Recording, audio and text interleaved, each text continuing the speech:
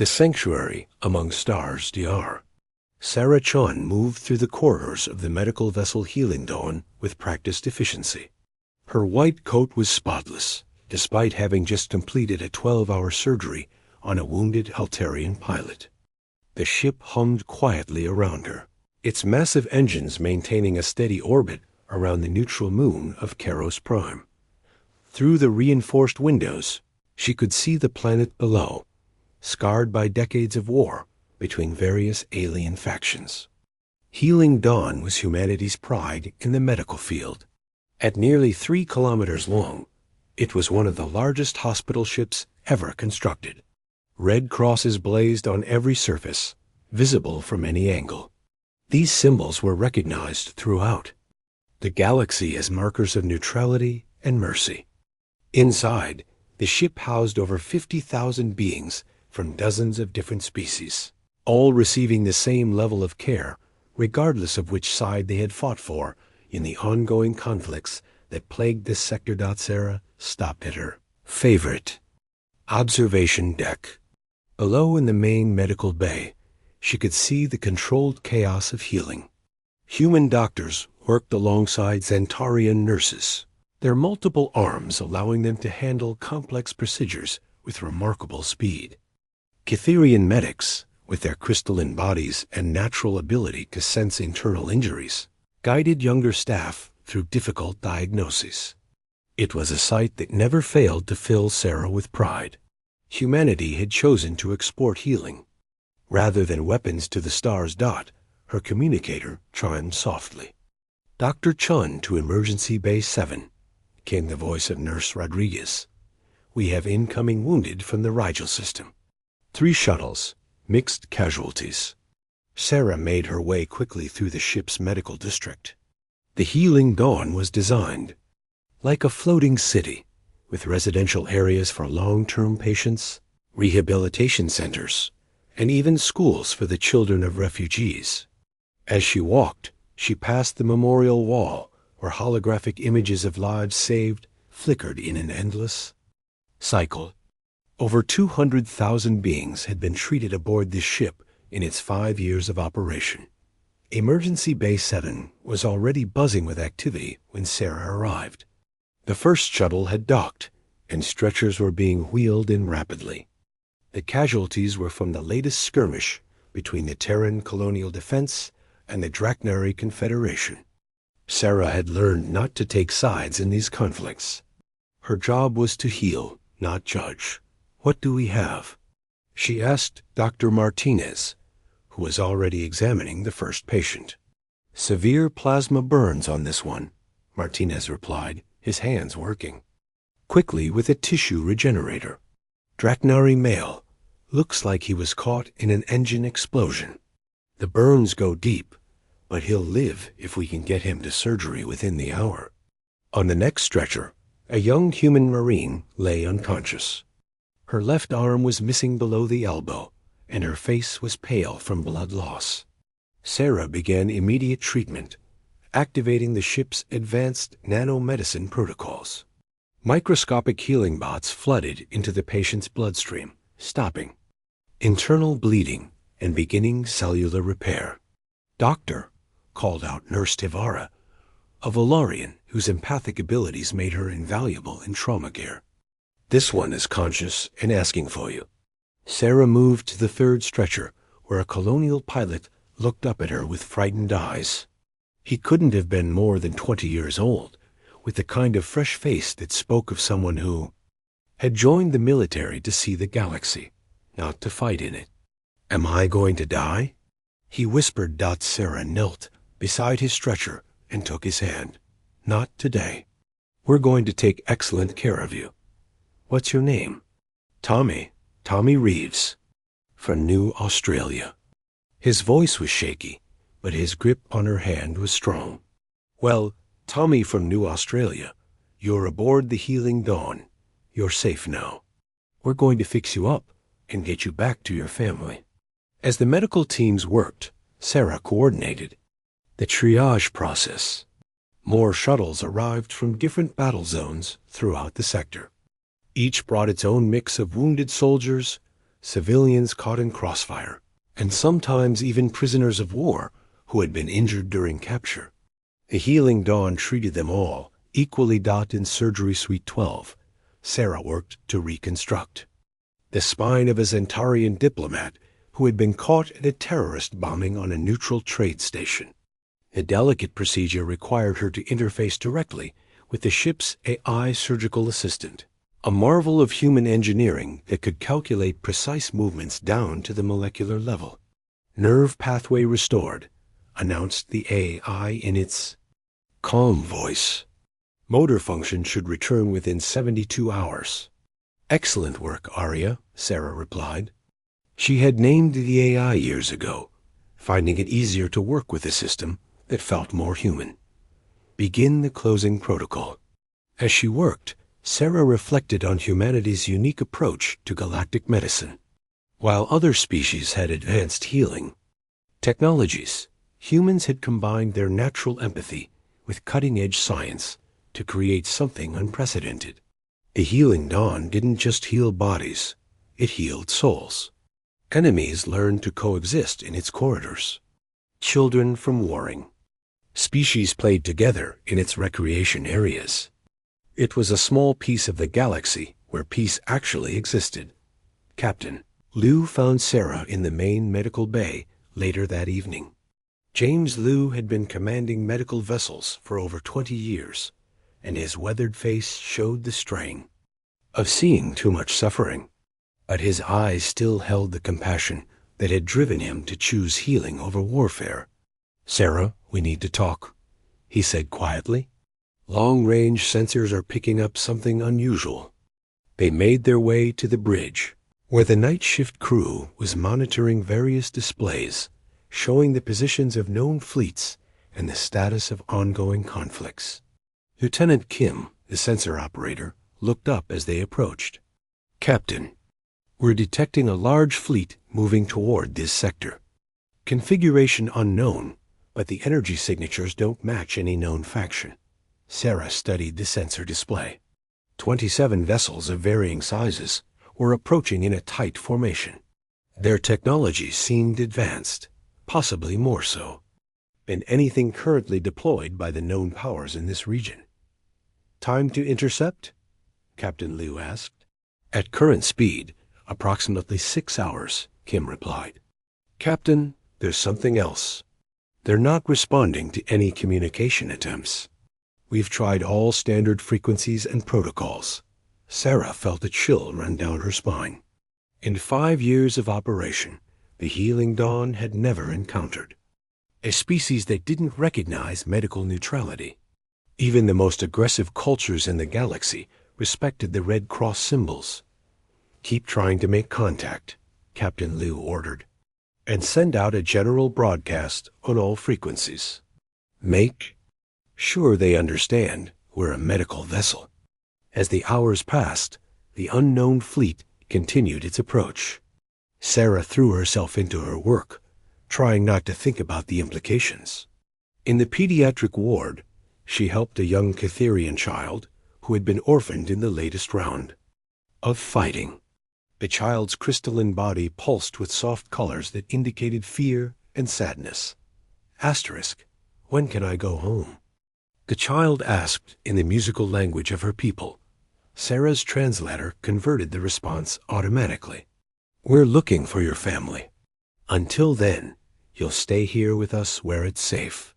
The child's color shifted to a warmer hue, indicating gratitude. It was moments like these that reminded Sarah why humanity had chosen to build hospital ships instead of dreadnoughts. On the bridge, the tension was mounting. The unknown fleet had reached the edge of the system and was now clearly heading directly for the Healing Dawn. Captain Liu had ordered all non-essential systems powered down and the ship's medical transponders boosted to maximum strength. "Still, no response to our communications," reported the communications officer. "Whatever they are, they're either unable or unwilling to talk." Sarah joined Captain Liu at the main viewer. The unknown ships were now visible as distinct contacts on the screen. Their design was unlike anything in the databases, featuring angular hulls with strange protrusions that might have been weapons or sensor arrays. "Captain," Lieutenant Kim called out, his voice tight with worry. "I'm reading massive energy buildups on several of their vessels. Those are definitely weapons signatures." Impossible, Sarah breathed. "No one attacks medical ships." "It's been over a century since the Treaty of Alpha Centauri," Captain Liu finished grimly. "But these ships aren't from any species that signed that treaty."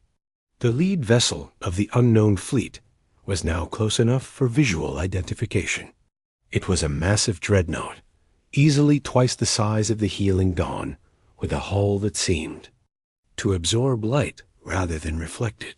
Strange markings covered its surface, and weapon ports were clearly visible along its flanks. All stations. "This is Captain Liu," came the announcement over the ship's communication system. "We are now at alert status yellow. This is not a drill. All medical staff continue normal operations. Security teams to standby positions." Sarah's heart raced as she realized the implications. The Healing Dawn had minimal defensive capabilities, just enough to deter pirates or raiders. Against a fleet of warships, it would be completely helpless. Finally, a communication came through from the lead vessel.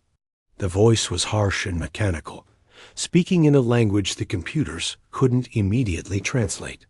After several moments, the translation protocols managed to parse the alien syntax. "Human medical vessel, you are trespassing in territory claimed by the Vorthic Empire. You will surrender your ship and all personnel immediately." Captain Liu stepped forward to respond. "Unknown vessel, this is Captain Liu of the hospital ship Healing Dawn. We are a medical vessel operating under Galactic Treaty. We have wounded from multiple species aboard receiving treatment. We claim neutrality under the Convention of Medical Sanctuary." The response came back immediately, cold and emotionless. "The Vorthic Empire recognizes no treaties made by inferior species. You have 5 minutes to comply with our demands or face destruction." Sarah felt the blood drain from her face. Around the bridge, officers stared at their stations in shock. In all of galactic history, no civilization had ever threatened a clearly marked medical vessel. The Red Cross was sacred, representing humanity's gift of healing to the galaxy. "Captain," she whispered, "we have over 50,000 patients. Aboard, civilians, wounded soldiers, children. They can't seriously mean to." "I know," Captain Liu replied grimly. He turned to the communications officer. "Send out an emergency broadcast on all frequencies. Full medical transponder signature. Make sure every government and military force in this sector knows what's happening here." As the countdown began, Sarah looked out at the stars and wondered if humanity's greatest gift to the galaxy was about to become its greatest tragedy. The Vorthic fleet waited in the darkness like a pack of predators, their weapons trained on a ship dedicated to saving lives. The final minutes ticked away in terrible silence. When mercy dies, vengeance rises. The first plasma bolt struck the Healing Dawn at exactly 2,347 hours, Galactic Standard Time. Sarah felt the ship shudder beneath her feet as emergency alarms began wailing throughout the corridors. The lights flickered and went to emergency power, bathing everything in an ominous red glow. "All hands, this is the captain," came Liu's voice over the intercom, somehow remaining calm despite the chaos. "Medical vessel Healing Dawn is under attack. All medical staff, protect your patients. Repeat, protect your patients at all costs." Sarah ran toward the nearest medical bay as more explosions rocked the ship. The Vorthic fleet had opened fire without warning, their weapons tearing through the Healing Dawn's minimal shields like paper. Through the corridors, she could hear the terrified cries of patients and the shouted orders of medical staff trying to maintain some semblance of order. In Medical Bay 7, The scene was one of controlled panic.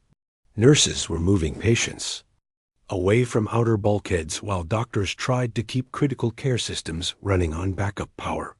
Sarah saw Dr. Martinez working frantically over the young Draknari soldier they had treated earlier, trying to keep his life support systems operational. "The power grid's failing," shouted Nurse Rodriguez. "Life support is down to 30%. Capacity." Sarah grabbed her emergency medical kit and began moving through the bay, checking on the most critical patients. The young colonial pilot, Tommy Reeves, was conscious and frightened, his eyes wide with terror. "Doc, what's happening? Why is someone shooting at us?" "I don't know, Tommy, but we're going to get through this." Sarah's voice was steady, despite the fear clawing at her chest. She activated an emergency beacon on his stretcher, marking him as a priority evacuation if rescue came.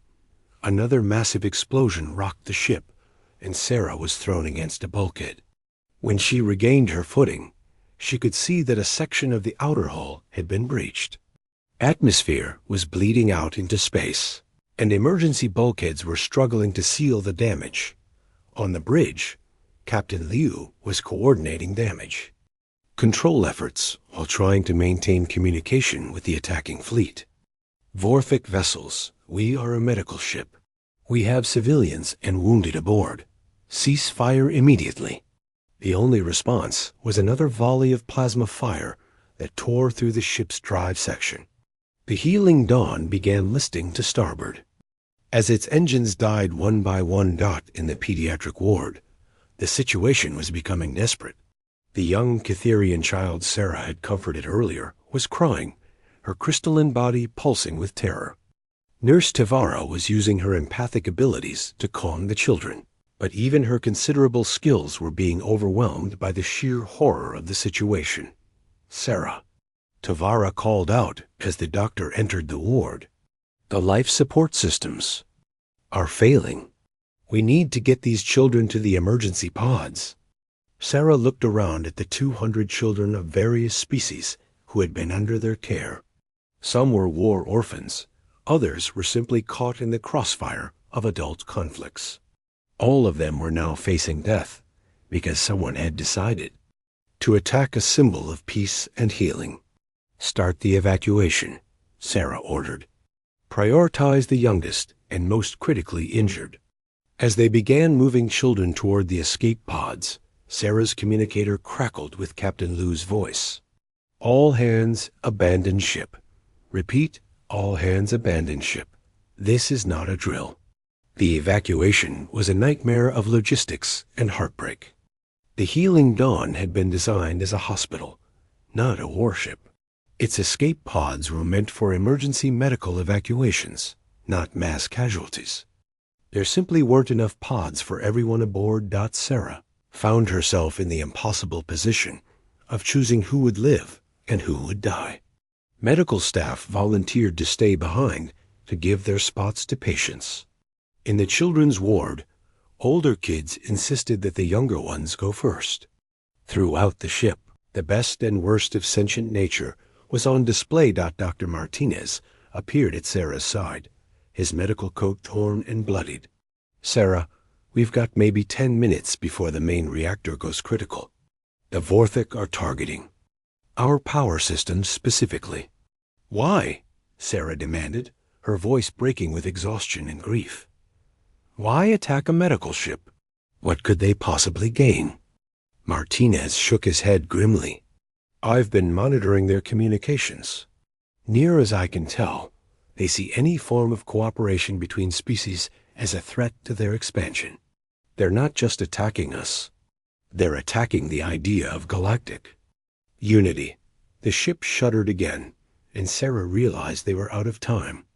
She looked around the medical bay at the patients who couldn't be moved, the staff who had chosen to stay, and the children who were still waiting for evacuation pods that would never come.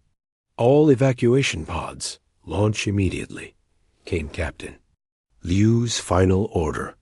"This is Captain James Liu of the medical vessel Healing Dawn. We are under attack by unknown hostiles." Our ship is lost. Tell Earth.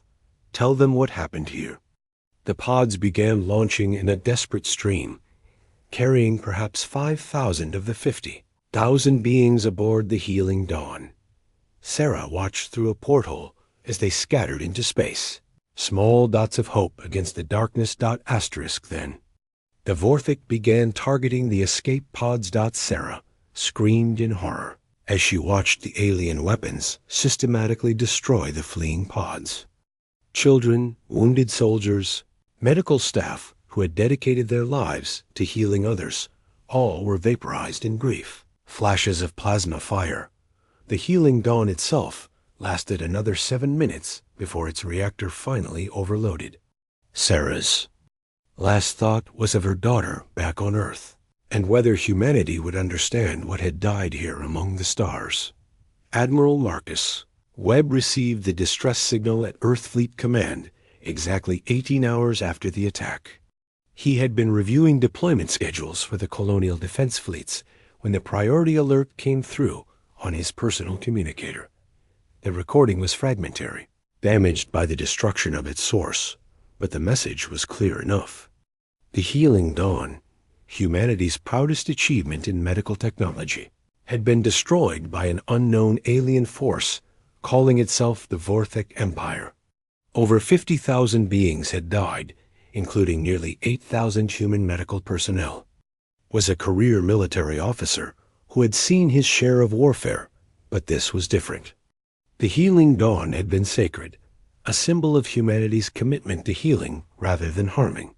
Its destruction was an attack on everything humanity stood for in the galaxy. Asterisk. Get me President Morrison. Webb ordered his aide. And contact all fleet commanders. Full deployment authorization may be required. Within 6 hours, every major government in human space had been briefed on the situation. The response was unanimous and unprecedented.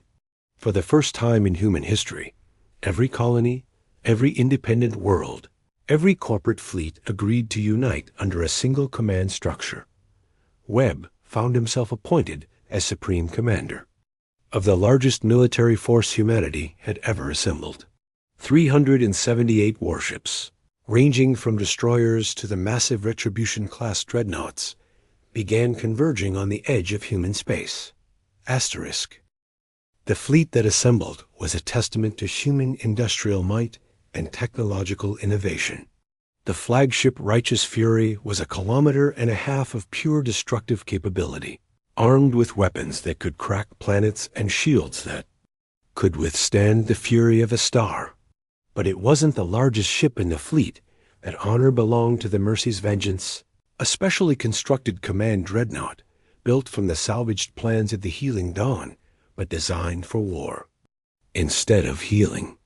As the fleet prepared to depart, Admiral Webb addressed his officers from the bridge of the Righteous Fury. Ladies and gentlemen, we are not going out there to conquer territory or claim resources. We are going to deliver a message to the galaxy. Humanity protects those who heal.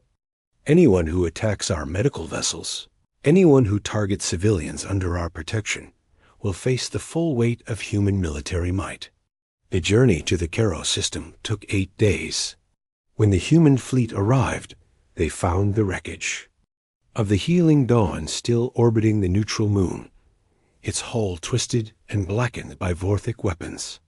Long-range sensors detected the alien fleet in the nearby Valdris system, apparently confident that no retaliation would come.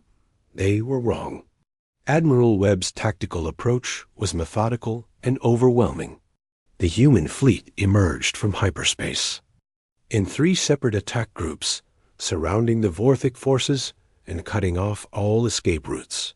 The aliens found themselves facing weapons technology they had never encountered and tactical doctrines refined through centuries of human warfare.